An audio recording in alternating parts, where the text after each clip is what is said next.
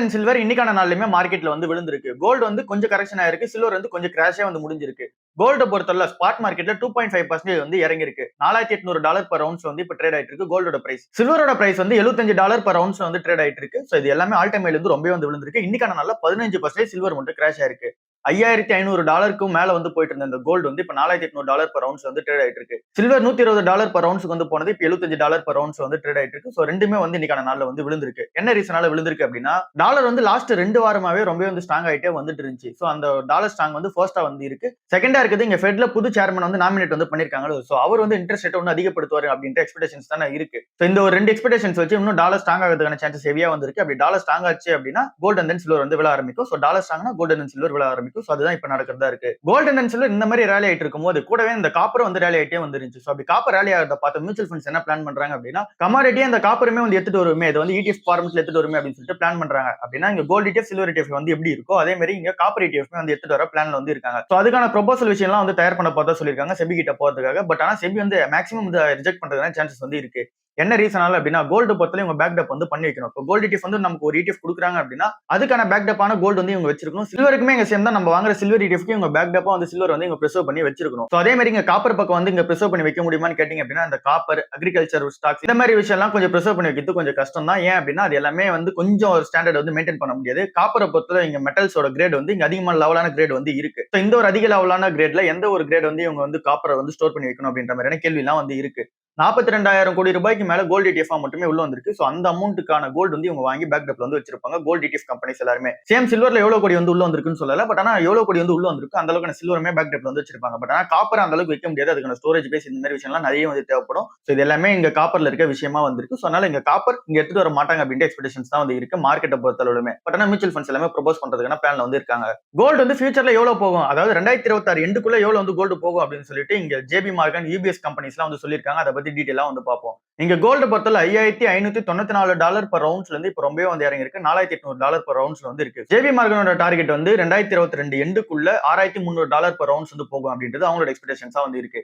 UPS வந்து என்ன target வைக்கிறாங்க அப்படின்னா $5900 இருந்து $6200 வரைக்கும் போகும் அப்படின்னு சொல்லிட்டு சொல்றாங்க. இங்க ராபர்ட் கியோசாகிலாம் $27,000 பெர் ரவுண்ட்ஸ் வந்து போகும் அப்படின்ற மாதிரி லாங் டர்ம் ட்ரெண்டா வந்து அவர் சொல்லியிருக்காரு. அண்ட் தென் இங்க நிறைய பேங்க்ஸ் அண்ட் இன்ஸ்டிடியூஷன்ஸ் எல்லாருமே சொல்ல வருது $5900 இருந்து $6200 வரைக்கும் தான் மேக்ஸிமம் ஆவரேஜா வந்து இருக்கு. சோ இது வந்து 2026 எண்டுக்குள்ள போகும் அப்படின்னு சொல்லிட்டு சொல்றாங்க. அதுக்கேற்ற மாதிரியான சப்போர்ட்டிவ் மூவ் இருக்கான்னு கேட்டீங்க அப்படின்னா இந்த குளோபல் லெவல் அந்த ஒரு ஜியோபொலிட்டிகல் டென்ஷன்ஸ் கண்டினியூ ஆயிட்டு தான் வந்து இருக்கு. சோ அப்படி இருக்கும்போது எங்க ஸ்ட்ராங்கான சென்ட்ரல் பேங்க்ஸ் பையிங் எல்லாமே கண்டினியூ ஆயிட்டே இருக்கு அப்படின்னா கோல்டு கண்டிப்பா இந்த ரேட் போறதுக்கான பாசிபிலிட்டிஸ் ஹெவியா வந்து இருக்கு. ஒருவேளை எங்க சென்ட்ரல் பேங்க்ஸ் எல்லாமே பை பண்றது வந்து நிறுத்துறாங்க அந்த நீங்க ETF இன்ஃப்ளோ வந்து கம்மியாகுது அப்படின்னும் போதுதான் கோல்டு வந்து திரும்ப இறங்க ஆரம்பிக்கும். மத்தபடி இங்க கோல்டு வந்து திரும்ப இறங்கிறதுக்கான சான்சஸ் லெஸ்ஸா தான் வந்து இருக்கு. இதுல இருந்தே நமக்கு நல்லா தெரிய வந்திருக்கும் இங்க கோல்டு பொறுத்தல ஸ்டாண்டர்டா வந்து இருக்கு. அங்க ETFs ஓட இன்ஃப்ளோவும் அதிகமாயிட்டு இருக்கு. சென்ட்ரல் பேங்க்ஸோட பையிங் வந்து கண்டினியூ ஆயிட்டே வந்து இருக்கு. சோ இங்க கோல்டுக்கு குளோபல் லெவல்ல அந்த ஒரு டிமாண்ட் வந்து அப்படியே இருக்கு. சில்வரை பொறுத்தல இண்டஸ்ட்ரியல் டிமாண்ட் வந்து இருக்கு. பட் ஆனா இன்வெஸ்டிங்கா வந்து பார்க்கும்போது அந்த அளவுக்கான இன்வெஸ்டிங் வந்து கிடையாது. இண்டஸ்ட்ரியல் டிமாண்ட் தான் அதிகமா வந்து இருக்கு. சோ இது ஃபுல்லாவே ஸ்பெகுலேட்டிவ் பண்ணி ஏத்திட்டு போனது திரும்ப வந்து கிராஷ் ஆகி முடிஞ்சிருக்கு. நம்ம நேத்தே ஒரு டேட்டா பார்த்தோம். சில்வர் வந்து இங்க ஆல் டைம் ஹைக்கு ஒரு பிரைஸ்ல போகுது அப்படின்னா அதாவது 2 மடங்கு 3 மடங்கு ஏறுது அப்படின்னா அது திரும்ப 2 மடங்கு 3 மடங்கு ஏறந்தே சஸ்டைன் ஆகுறதுக்கே ஒரு 14 வருஷம் வந்து தேவைப்படும். அங்க இருந்து கீழே விழுது அப்படின்னும் போது சோ இந்த ஒரு டேட்டா நம்ம நேத்தே பார்த்தோம். சோ அது எல்லாத்தையுமே நம்ம ஞாபகம் வச்சுப்போம். ஃபெட் மீட்டிங் வந்து இன்னைக்கான நாள்ல நடக்க போது 10 மணிக்கு வந்து ஃபெட் மீட்டிங் வந்து ஸ்டார்ட் பண்ண போறாங்க. சோ இதுல இன்ட்ரெஸ்ட் ரேட்டை கட் பண்ணுவாங்களா மாட்டாங்களா அப்படின்ற அந்த கேள்வி வந்து இருக்கு. சோ இன்னைக்கான நாள் அதுக்கான ஆன்சர் வந்து தெரிஞ்சிடும். 5.25% இன்ட்ரெஸ்ட் ரேட் வந்து அப்படியே சேஞ்ச் பண்ணாம வச்சிருப்பாங்க அப்படின்ற எக்ஸ்பெக்டேஷன்ஸா இருக்கு மார்க்கெட்ல. சோ இந்த இன்ட்ரெஸ்ட் ரேட்டை மாத்தாம ரெப்போ ரேட்டை அப்படியே வந்து 5.25% மெயின்டைன் பண்ணுவாங்க அப்படின்ற எக்ஸ்பெக்டேஷன்ஸா வந்து இருக்கு. ஒருவேளை இன்ட்ரெஸ்ட் ரேட்டை கட் பண்ணாங்க அப்படின்னா பேங்கிங் ஸ்டாக்ஸ் ஒரு பூஸ்டா வந்திருக்கும். அவங்களுக்கு லிக்விடிட்டி வந்து அதிகமாக ஆரம்பிக்கும். ஒருவேளை இன்ட்ரெஸ்ட் ரேட் அப்படியே இங்க அன்சேஞ்ச் பண்ணாம விட்டாங்க அப்படின்னா இருக்கிற மார்க்கெட் அப்படியே வந்து கண்டினியூ ஆயிட்டு இருக்கும். சோ பார்க்கலாம் இன்னைக்கான நாள் என்ன நடக்குதுன்னு சொல்லிட்டு இன்ட்ரெஸ்ட் ரேட் கட் பண்றதுக்கான சான்சஸ் லெஸ்ஸா தான் வந்து இருக்கு. இன்ட்ரெஸ்ட் ரேட் அப்படியே வச்சிருப்பாங்க அப்படின்னு தான் இங்க மார்க்கெட்ல ஓவரால் எக்ஸ்பெக்டேஷன்ஸா வந்து இருக்கு. NSDL ஒரு சில கிளிச்சஸ் வந்து நடந்திருக்கு. இதனால வந்து 1.4% ஷேர் வந்து இறக்கிருக்காங்க. டியூஸ்டே அண்ட் தென் வெட்னஸ்டே மார்க்கெட்ல வந்து இங்க ஆர்டர்ஸ் எக்ஸிக்யூட் பண்ண ஒரு சில பேருக்கு வந்து இங்க ஆர்டர்ஸ் வந்து எக்ஸிக்யூட் வந்து ஆகல. ஃபார் எக்ஸாம்பிள் நம்ம டியூஸ்டே போல ஒரு ஆர்டர் ஒன்னு போடுறோம் அப்படின்னா அந்த ஒரு ஆர்டர் அன்னைக்கு எக்ஸிக்யூட் வந்து ஆயிடும். பட் ஆனா நம்ம அக்கௌண்ட்ல வந்து கிரெடிட் ஆகுது 10:30 AM தான் வந்து கிரெடிட் ஆகும் மறுநாள் காலையில. அதாவது நீங்க டியூஸ்டே அன்னைக்கு ஆர்டர் போறீங்க அப்படின்னா மறுநாள் 10:30 AM உங்களுக்கு கிரெடிட் வந்து ஆகும். அதே மாதிரி நீங்க ஷேர் செல் பண்றீங்க அப்படின்னா 3:30 மணிக்கு வந்து டெபிட் வந்து ஆகும். சோ இது வந்து இங்க NSDL இருக்க ப்ராசஸா வந்து இருக்கு. பட் ஆனா இப்படி ஒரு சில பேருக்கு வந்து நடக்காம வந்து போயிருக்கு. சோ அங்க கிளிச்சஸ் வந்து ஏற்பட்டிருக்கு. சோ அந்த அக்கௌண்ட்ல ப்ராப்பரா இங்க கிரெடிட் அந்த இங்க டெபிட் வந்து ஆகாம போயிருக்கு. சோ இந்த ஒரு ரீசனால மார்க்கெட்ல ஷேர் வந்து இறக்கிருக்காங்க. பட் ஆனா இப்ப NSDL என்ன சொல்றாங்க அப்படின்னா இங்க பேக்கப் சர்வீஸ் வந்து யூஸ் பண்ணிட்டு இது எல்லாமே நார்மலைஸ் வந்து பண்ணிட்டோம் அப்படின்றத வந்து சொல்றாங்க. டாக்டர் ரெட்டியோட சேர்மன் சதீஷ் ரெட்டி வந்து என்ன சொல்றாரு அப்படின்னா இந்தியாவுக்கு வந்து இது ஒரு பெரிய சான்ஸா வந்து இருக்கு. இந்த NIAM வந்து நம்ம யூஸ் பண்ணிக்கிட்டோம் அப்படின்னா அப்படின்னு சொல்லிட்டு சொல்றாரு. NIM டெஸ்டிங் வந்து இந்தியாவுக்கு ஒரு பெரிய சான்ஸா இருக்கு அப்படின்றத சொல்றாரு. அது வந்து ஃபியூச்சர்லயே நல்ல ஒரு ஹெல்ப் கொடுக்கும் அப்படின்னு சொல்லிட்டு சொல்லியிருக்காரு. சோ அது என்ன அப்படின்னு சொல்லிட்டு டீடைலா வந்து பார்ப்போம். இங்க நான் அனிமல் ட்ரக் டெஸ்டிங் வந்து இருக்குல்ல, சோ அததான் வந்து அவர் டீட்டெயிலா வந்து சொல்றாரு.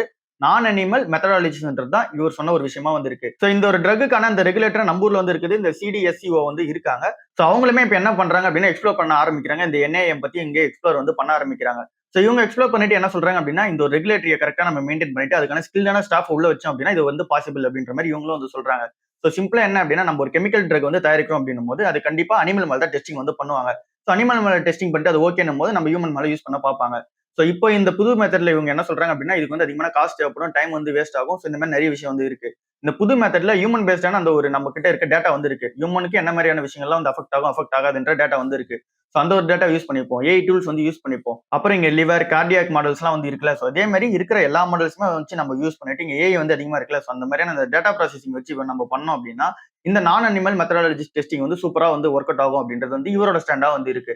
சோ இப்படி ஒரு வேளை ஒர்க் அவுட் ஆகி வந்துருச்சு அப்படின்னா இந்தியாவுக்கு வந்து ஒரு பெரிய ஆப்பர்ச்சுனிட்டியா இருக்கும்னு சொல்லிட்டு சொல்றாங்க. ஏற்கனவே டாக்டர் ரெட்டி, சன்ஃபார்மா, சிப்லா, பயோகான் இவங்க எல்லாருமே ஏற்கனவே இந்த என்ஏஎம்ல வந்து உள்ள இறங்கிட்டாங்க. சோ இந்த ஒரு மார்க்கெட் இப்போ வந்து புதுசா ஓப்பன் ஆகும் அப்படின்றது எக்ஸ்பெக்டேஷன்ஸா இருக்கு. ஹீரோ மோட்டோகார்ப் அவங்களோட எலக்ட்ரிக் மொபிலிட்டியை வந்து இங்க ஸ்ட்ரென்தன் பண்றதுக்காக இங்க ஈலோர் மோட்டார்ஸ்ன்ற ஒரு கம்பெனி வந்து இருக்கு. சோ அதுல அடிஷனலா 275 கோடி ரூபாய் இன்வெஸ்ட்மெண்ட் பண்றதுக்கு அப்ரூவல் வந்து கொடுத்திருக்காங்க. சோ இது வந்து இவங்களோட எலக்ட்ரிக் மொபிலிட்டி புஷ் வந்து அடுத்த லெவல் வந்து எடுத்துட்டு போகும். அண்ட் தென் கூட ஆட் ஆனா கிரீன் எனர்ஜி மூவ்க்காக கிளீன் மேக்ஸ்ன்ற கம்பெனி கூட வந்து டைப் வந்து வச்சிருக்காங்க. சோ இவங்க கூட சேர்ந்து எஸ்பிவி வந்து தயாரிக்க போறாங்க. எஸ்பிவி ஃபார் சோலார் பவர் வீலிங்காக வந்து தயாரிக்க போறாங்க. சோ இது வந்து இவங்களோட கிரீன் புஷ்கான ஒரு மூவ்மெண்டா வந்திருக்கு. இந்த கம்பெனியோட Q3 ரிசல்ட்ஸ் வந்து வெளிய வந்திருக்கு. இந்த ரிசல்ட் சூப்பராவே வந்திருக்கு. நெட் ப்ராஃபிட் வந்து 14% வந்து இயர் ஆன் இயர் பேசிஸ்ல வந்து ஏறி இருக்கு. இங்க 119 கோடி ரூபாய் இங்க ஒன் டைம் லேபர் கோடுக்காக தனியா ஒதுக்கி வச்சிருக்காங்க. பட் ஆனாலுமே 14% இங்க வந்து ப்ராஃபிட் ஏறி இருக்கு இயர் ஆன் இயர் பேசிஸ்ல. இது வந்து நல்ல மூவா வந்திருக்கு. ரெவன்யூ வந்து 21% வந்து ஜம்ப் ஆயிருக்கு. வெஹிக்கிள் சேல்ஸ் வந்து இங்க 16% வரைக்கும் ஜம்ப் ஆயிருக்கு. ஹீரோ மோட்டோகார்ப்மே ஒரு 110 ரூபாய் டிவிடெண்ட் வந்து அனௌன்ஸ்மெண்ட் வந்து பண்ணிருக்காங்க பர் ஷேருக்கு. பட் ஆனா இந்த டைம்ல இந்த ஸ்டாக் வந்து கன்சிடர் பண்ண முடியாது. கொஞ்சம் வெயிட் பண்ணி தான் வந்து பார்க்கணும். ஏற்கனவே இந்த ஸ்டாக் நம்ம வச்சிருக்கோம் அப்படின்னா அதை அப்படியே ஹோல்ட் பண்றது இப்ப இருக்க பெட்டரான டைமா வந்திருக்கு. ஆர்பிஐ வந்து அப்ரூவல் வந்து கொடுத்துட்டாங்க. ஃபெடரல் பேங்க்ல பிளாக்ஸ்டோன் வந்து அவங்களோட இன்வெஸ்ட்மெண்ட் அமௌண்ட் வந்து ஏத்துறதுக்கு அந்த ஒரு இன்வெஸ்ட்மெண்ட் பெர்சன்டேஜ் வந்து ஏத்துறதுக்கு 9.9% ஆஃப் தி ஸ்டேக் வந்து இப்ப ஃபெடரல் பேங்க்ல பிளாக்ஸ்டோனோட ஓவரால் அந்த ஒரு ஸ்டேக்கா வந்து இருக்க போகுது. 10% வந்து வச்சிருக்க கூடாது. சோ அதனால 9.99% ஆஃப் தி ஸ்டேக் வந்து இங்க பிளாக்ஸ்டோன் நிறுவனம் வந்து இங்க ஃபெடரல் பேங்க்ல வந்து வைக்க போறாங்க. சோ இங்க அதிகமான இன்வெஸ்ட்மெண்ட் ஃபாரின் இன்வெஸ்ட்மெண்ட் வந்து பேங்க் சைடுல வந்து வந்துட்டு இருக்கு. இங்க வார்பர்க் விண்டர்ஸ் கம்பெனி வந்து ஐடிஎஃப்சி ஃபர்ஸ்ட்ல வந்து இன்வெஸ்ட்மெண்ட் வந்து பண்ணிட்டு இருக்காங்க. சேம் பிளாக்ஸ்டோன் வந்து ஃபெடரல் பேங்க்ல வந்து இன்வெஸ்ட்மெண்ட் வந்து பண்ணிட்டு இருக்காங்க. எஸ்எம்பிசி கம்பெனி வந்து இங்க எஸ் பேங்க்ல வந்து இன்வெஸ்ட்மெண்ட் வந்து பண்ணிட்டு இருக்காங்க. சோ இங்க ஃபாரின் இன்வெஸ்டர்ஸ் எல்லாருமே அதிகமா உள்ள அட்ராக்ட் வந்து பண்றாங்க. சோ அவங்களோட ஓனர்ஷிப் வந்து கண்ட்ரோல் வந்து பண்ணிட்டு இருக்காங்க ஆர்பிஐ. பட் ஆனா இங்க ஃபாரின் இன்வெஸ்டர்ஸ் உள்ள வந்து என்கரேஜ் பண்றதுக்காக இந்த ஒரு மூவ்மெண்டா வந்து இருக்கு. அதிகமான ஃபாரின் இன்வெஸ்டர்ஸ் இந்தியன் பேங்க்ஸ் உள்ள வந்து வர ஆரம்பிச்சிட்டாங்க. சோ நம்ம ஊரோட பேங்க்ஸ் வந்து கிரெடிபிலிட்டி சூப்பரா வந்து இருக்கு. அந்த நம்ம ஊர் பேங்க்ஸ் பொறுத்தல இங்க ஸ்ட்ராங்கான அந்த ஒரு அசெட் குவாலிட்டி வந்து சூப்பரா மெயின்டைன் பண்ணிட்டு இருக்காங்க. அந்த இன்கம் growth சூப்பரா வந்து இருக்கு. சோ அதனால ஃபாரின் இன்வெஸ்டர்ஸ் எல்லாரும் எக்ஸ்போஷர் நம்ம ஊர் இந்தியன் பேங்க்ஸ் மேல வந்து வைக்கிறாங்க. இது எல்லாத்துக்கும் பின்னாடி மெயினா இருக்க ரீசன் வந்து ஆர்பிஐ மானிட்டரி வந்து அந்த அளவுக்கு சூப்பரா வந்து பண்ணிட்டு இருக்காங்க பேங்க்ஸ் மேலாம். சோ அதனால எந்த ஒரு தப்பும் ஏற்படாது என்ற ஒரு நம்பிக்கைனால ஃபாரின் இன்வெஸ்டர்ஸ் வந்து உள்ள வராங்க. தமிழ்நாடு மெர்கன்டைல் பேங்க் வந்து 644 ரூபாய் வரைக்கும் வந்து போயிடுச்சு. சோ இந்த பிரைஸ்ல வந்து கன்சிடர் பண்ணலாமா, ஏன் இந்த அளவுக்கு ஷேர் ரேலி வந்து ஆச்சு அப்படின்றத டீடைலா வந்து பார்ப்போம். ஃபர்ஸ்ட் இந்த கம்பெனியோட Q3 ரிசல்ட்ஸ் வந்து பிப்ரவரி 4ஆம் தேதியே வந்து வெளிய வந்திருக்கு. சோ அந்த டீடைல் எப்படி இருக்கு அப்படின்னு சொல்லிட்டு பார்ப்போம். 14% இயர் ஆன் இயர் பேசிஸ்ல நெட் ப்ராஃபிட் வந்து ஏறி இருக்கு. இந்த அளவுக்கு நெட் ப்ராஃபிட் ஏறதுக்கு பின்னாடி இருக்க ரீசன் வந்து 9.6% இயர் ஆன் இயர் பேசிஸ்ல டோட்டல் இன்கம் வந்து ஏறி இருக்கு. சோ அது வந்து இந்த ஒரு நெட் ப்ராஃபிட் வந்து சப்போர்ட் பண்ணிருக்கு. நெட் இன்ட்ரெஸ்ட் இன்கம் வந்து 13% இயர் ஆன் இயர் பேசிஸ்ல வந்து ஏறி இருக்கு. நெட் இன்ட்ரெஸ்ட் மார்ஜின் வந்து 4.04% சூப்பரா வந்து மெயின்டைன் பண்ணிட்டு இருக்காங்க. ஆப்பரேட்டிங் ப்ராஃபிட் வந்து 14% இயர் ஆன் இயர் பேசிஸ்ல வந்து ஏறி இருக்கு. அசெட் குவாலிட்டியை பொறுத்தல கிராஸ் என்பி வந்து 0.91% மெயின்டைன் பண்ணிட்டு இருக்காங்க. நெட் என்பியை பொறுத்தல 0.21% வந்து மெயின்டைன் பண்ணிட்டு இருக்காங்க. சோ பெட்டரான ஒரு அசெட் குவாலிட்டி இந்த கம்பெனி கிட்ட வந்து இருக்கு. டெபாசிட் வந்து 12%, அட்வான்சஸ் வந்து 16%, காசா 15% மேல. அப்புறம் இங்க பிசிஆர் ரேஷியோ அதாவது ப்ரொஃபஷனல் கவரேஜ் ரேஷியோ வந்து இங்க 96% மேல வந்து இருக்கு. சோ இந்த கம்பெனியோட ஓவரால் ரிசல்ட்ஸ் அண்ட் தென் இந்த கம்பெனியோட மெட்ரிக்ஸ் அண்ட் தென் ரேஷியோஸ் பொறுத்தல எல்லாமே சூப்பரா வந்து இருக்கு. சோ இந்த ஒரு Q3 ரிசல்ட் ஸ்ட்ராங்கா இருக்க ரீசன்ல மார்க்கெட் வந்து ஏத்துறாங்க. அண்ட் தென் இந்த கம்பெனியுமே அண்டர் வேல்யூல வந்து இருந்துச்சு. இப்போ இருக்க பிரைஸ் டு புக் வந்து 1.04 வந்து இருக்கு.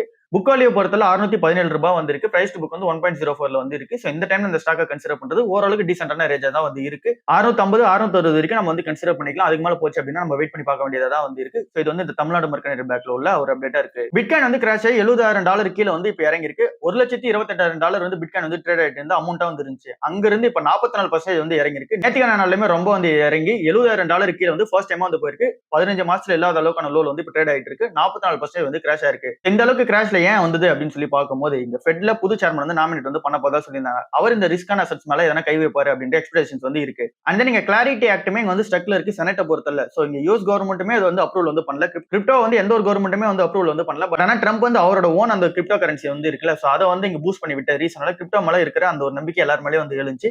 சோ திரும்ப வந்து அந்த ஒரு நம்பிக்கை வந்து இறங்க ஆரம்பிக்குது. சோ எல்லாருமே செல் ஆஃப் வந்து பண்ண ஆரம்பிக்கிறாங்க. சோ பிட்காயினை பொறுத்தல நம்மளோட ஸ்டாண்ட் இன்னும் அதே மாதிரி தான் வந்து இருக்கு. இதுக்கு பின்னாடி பேக்டப் அண்ட் தென் ரெகுலேட்டரி யாருமே வந்து கிடையாது.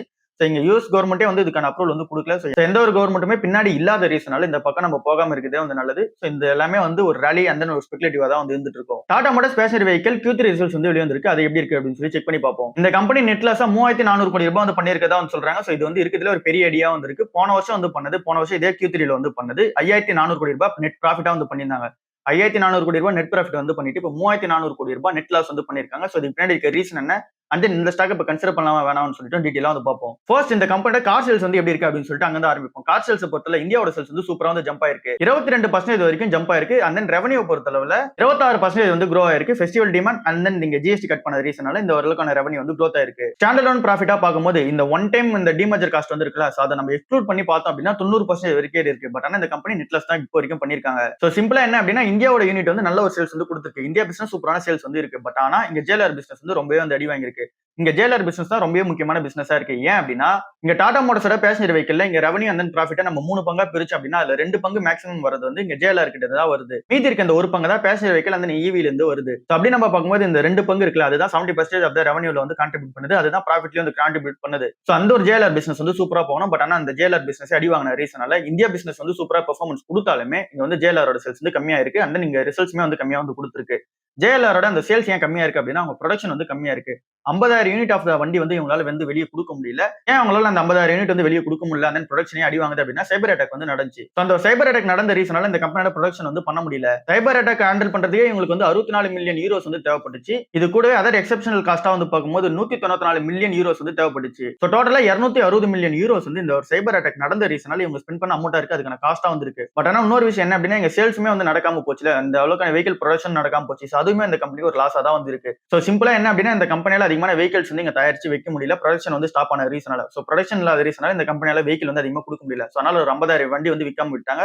சோ அந்த ஒரு வண்டியோட சேல்ஸ் வந்து இங்க கம்மியான ரீசனால ஜேஎல்ஆர்ல வந்து பிசினஸ் வந்து நல்லா இல்ல. சோ ஜேஎல்ஆர் பிசினஸ் வந்து நல்லா இல்லாத ரீசனால அதுதான் மேஜர் ஆஃப் த பிசினஸ். இந்தியாவோட பிசினஸ் சூப்பரா இருந்துமே அது அந்த அளவுக்கான growth வந்து கொடுக்க முடியல. சோ அதனால நெட் ப்ராஃபிட் வந்து இங்க பண்ண முடியல. நெட் லாஸ் வந்து 3400 கோடி ரூபாய் நெட் லாஸ் வந்து பண்ணிருக்காங்க. போன வருஷம் 5000 கோடி ரூபாய் நெட் ப்ராஃபிட் வந்து பண்ண கம்பெனி. சேம் டைம் ரெவன்யூமே 25% வந்து விழுந்திருக்கு. ஏன் அப்படின்னா ஜேஎல்ஆர் பிசினஸ் வந்து இங்க போகல. சோ அதனால ரெவன்யூமே வந்து விழுந்திருக்கு. சோ ஓவராலா இந்த டாடா மோட்டார்ஸ் பேசஞ்சர் வெஹிக்கிளோட செக்மெண்டோட இந்த ஒரு Q3 ரிசல்ட்ஸ் வந்து நெகட்டிவா தான் வந்திருக்கு. பட் ஆனா இந்த டைம்ல அந்த ஸ்டாக்கை கன்சிடர் பண்ணலாமான்ற கேள்விக்கு ஆன்சர் வந்து மிட் நவம்பர்ல இருந்து ஜேஎல்ஆர் அட்டாக் நடந்ததுக்கு அப்புறமா ஃபுல் ப்ரொடக்ஷன் வந்து ஸ்டார்ட் பண்ண ஆரம்பிச்சாங்க. இங்க ஜனவரி மாசத்துக்கு அப்புறமா ஃபுல் ப்ரொடக்ஷன் வந்து போயிட்டு இருக்காங்க. சோ இந்த ஒரு Q4 இருக்குல்ல, சோ அந்த ஒரு Q4ல எங்களோட ஜேஎல்ஆர் வந்து பிக்கப் ஆக ஆரம்பிச்சிடும், சேல்ஸ் வந்து வர ஆரம்பிச்சிடும். எங்க ப்ரொடக்ஷன் வந்து நடக்க ஆரம்பிச்சிருக்கு. சோ அதனால ஜேஎல்ஆர் பிசினஸ் வந்து சூப்பரா போகுன்ற எக்ஸ்பெக்டேஷன்ஸ் இருக்கு. சோ ஜேஎல்ஆர் பிசினஸ் சூப்பரா போச்சு அப்படின்னா ஏற்கனவே இந்தியா பிசினஸ் சூப்பரா தான் வந்து போயிட்டு இருக்கு. அந்த ஒரு ரீசன்ல இந்த கம்பெனி கம்பேக் ஆகுதுன சான்சஸ் ஹெவியா வந்து இருக்கு. சோ இந்த டைம்ல இந்த ஸ்டாக் வந்து கன்சிடர் பண்ணிப்போம். ஸ்டாக் பி வந்து 21 வந்து இருக்கு. சோ அது என்னவோ வந்து உண்மைதான். ஏன் அப்படின்னா இந்த கம்பெனி நெட் லாஸ் வந்து பண்ணியிருந்தாங்கல்ல. சோ அதனால 9 ஸ்டாக் பி இருந்து டக்குன்னு 21 வந்து போயிடுச்சு. சோ அடுத்த ஒரு குவார்டர்ல இந்த கம்பெனி நெட் ப்ராஃபிட் வந்து காமிச்சாங்க அப்படின்னா திரும்ப இந்த பிரைஸ் ஏர்னிங்ஸ் வந்து இறங்க ஆரம்பிச்சிடும். பின்னாடி இருக்க ரீசன் என்ன அப்படின்னா இப்ப இருக்க அந்த ஏர்னிங்ஸ் பை ஷேரை பொறுத்தவரை நம்ம ஏர்னிங்ஸ் வந்து கம்மியா வந்து பண்ணிட்டு இருக்க அந்த கம்பெனி. சோ அந்த ஒரு ரீசனால பிரைஸ் வந்து நம்ம அதிகமா கொடுக்குற மாதிரி இருக்கு. திரும்ப இந்த கம்பெனி ஏர்னிங்ஸ் அதிகமா பண்ண ஆரம்பிச்சு அப்படின்னா இங்க பிரைஸ் ஏர்னிங்ஸ் வந்து கம்மியாக ஆரம்பிக்கும். இந்த டைம்ல இந்த ஸ்டாக் வந்து நம்ம கன்சிடர் பண்ணிப்போம் 1-2ன்ற மாதிரி. இந்த கிளாட் கோவர் கொண்டு உள்ள அந்த ரீசனால ஐடி ஸ்டாக்ஸ் எல்லாமே இறங்க ஆரம்பிச்சிருக்கு. நம்ம ஊரோட ஸ்டாக்ஸா இருக்கட்டும் இல்ல அப்படின்னா யூஎஸ் ஸ்டாக்ஸா இருக்கட்டும் எல்லாமே வந்து இறங்க ஆரம்பிச்சிருக்கு. இந்த கிளாட் கோவர் பத்தி நம்ம நேத்தே வந்து பார்த்தோம். பட் ஆனா நிறைய பேருக்கு வந்து புரியல. சோ அதை வந்து சிம்பிளா வந்து பார்ப்போம். இது வந்து ஏன் ஐடி கம்பெனிஸ்க்கு ஒரு பெரிய பிரச்சனை இருக்காது அப்படின்னு சொல்லிட்டு நம்ம வந்து பார்ப்போம். ஃபர்ஸ்ட் இந்த கிளாட் கோவர்க்க பொறுத்தல ஒரு 11 பிளகின்ஸோட வந்து லான்ச் பண்றாங்க. இந்த ஒரு 11 பிளகின்ஸ் வந்து இங்க ஒரு ஸ்பெஷலான கேசஸ் வந்து ஹேண்டில் பண்ண போகுது. ஃபர்ஸ்ட் நீங்க சேல்ஸ், அப்புறம் இங்க மார்க்கெட்டிங், அப்புறம் இங்க ஃபினான்ஸ், அப்புறம் இங்க லீகல், இந்த மாதிரி ஒரு 11 டிபார்ட்மெண்ட் வந்து ஹேண்டில் பண்ண போகுது. இந்த ஒரு 11 டிபார்ட்மெண்ட்ல ஒரு டிபார்ட்மெண்ட்ல இப்போ ஒரு 10 பேர் வேலை செஞ்சுட்டு இருக்காங்கன்ற மாதிரி நம்ம எக்ஸாம்பிளுக்கு வந்து வச்சுக்கலாம். ஃபார் எக்ஸாம்பிள் சேல்ஸ்ல வந்து இங்க ஒரு 10 பேர் வேலை செஞ்சுட்டு இருக்காங்க அப்படின்னா அவங்க எல்லாருமே அந்த ஒரு கஸ்டமரோட இன்வாய்சஸ் வந்து பார்க்க ஆரம்பிப்பாங்க. சோ அந்த கஸ்டமரோட இன்வாய்சஸ் அப்புறம் வந்து கஸ்டமரோட குவரிஸ் எல்லாமே இங்க தீர்த்து வைக்க ஆரம்பிப்பாங்க. சோ அப்படி அவங்க பண்ணும்போது அந்த ஒரு இன்வாய்சஸ் எல்லாம் பாக்குறாங்களோ, சோ அதுல எல்லாமே செக் பண்றதுக்கு ஒரு 10 பேர் இருப்பாங்க. அவங்க எல்லாமே எக்ஸல் வந்து யூஸ் பண்ணிட்டு இருப்பாங்க. சோ ஃபினான்ஸ் பொறுத்தல சேம் அதே மாதிரி தான் இங்க பில்ஸ் வந்து நீங்க இருக்கிற அந்த ஒரு இன்வாய்சஸ் எல்லாமே பார்க்க ஆரம்பிப்பாங்க. அதுல என்ன எரர் இருக்கு அப்படின்னா அது எல்லாமே நோட் அவுட் வந்து பண்ண ஆரம்பிப்பாங்க. அண்ட் தென் லீகலை பொறுத்தல இங்க கான்ட்ராக்ட் எல்லாமே ஸ்கேன் பண்ண ஆரம்பிப்பாங்க. அது எல்லாமே கரெக்டா இருக்கா அப்படின்னு சொல்லிட்டு செக் பண்ணுவாங்க. சோ இந்த மாதிரி இங்க 11 டிபார்ட்மெண்ட்டுக்கு இங்க ஒரு 11 பிளகின்ஸ் வந்து லான்ச் பண்ணிருக்காங்க.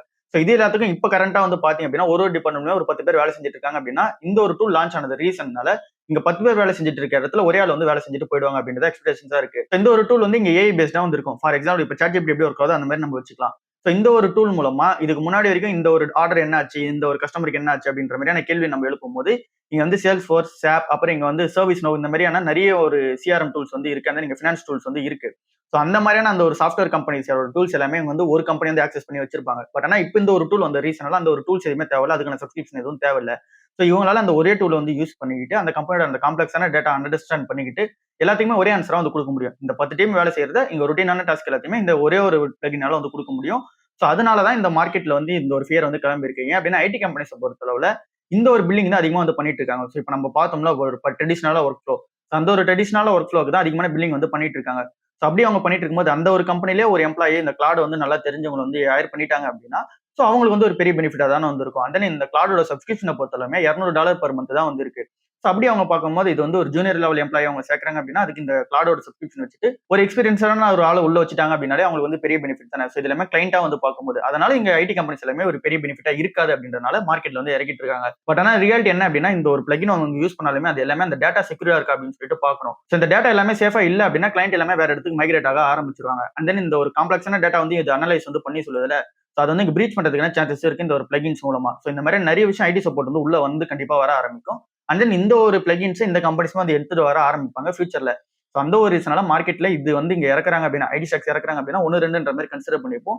இது வந்து பெரிய அளவுக்கான அந்த ஒரு டேமேஜ் வந்து ஏற்படுத்தாது அப்படின்றது தான் மார்க்கெட்டோட எக்ஸ்பெக்டேஷன்ஸா வந்து இருக்கு. ஸோ அதனால இறங்க இறங்க 1, 2ன்ற மாதிரி TCS and then Infosys, Wipro இது 3 மட்டும் கன்சிடர் பண்ணிப்போம். ஸோ இவ்வளவுதான் இன்னைக்கான ஓவரால் வீடியோ இருக்கு. அடுத்த வீடியோவில் சந்திப்போம். பாய்.